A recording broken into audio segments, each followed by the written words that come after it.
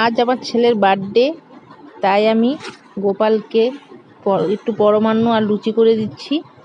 প্রত্যেক বছরই আমি তাই করি, ছেলের বার্থডেতে গোপালকে দিয়েই সেই প্রসাদটাই আমি ছেলেকে দেই।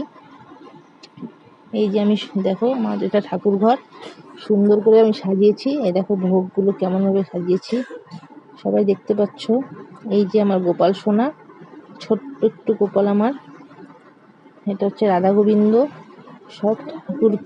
সব ঠাকুরকে আমি সুন্দরভাবে সাজিয়েছি, দেখতেই পাচ্ছ সবাই তোমরা। প্রত্যেক দিন আমি এখানেই পুজো করি, প্রতিদিনই আমি সকালে ঘুম থেকে উঠে পুজো করি। এই দেখো একটু হচ্ছে গোপালের ভোগ, তারপর একটু ছোট্ট করে বার্থডে সেলিব্রেশন। ভেবেছিলাম কিছু করব না, বাট আমার ছেলের আবদার, বন্ধুদের সাথে একটু ইয়ার্কি করবে, সবাই মিলে একটু সেলিব্রেশন করবে। দেখো কীভাবে কেক মাখা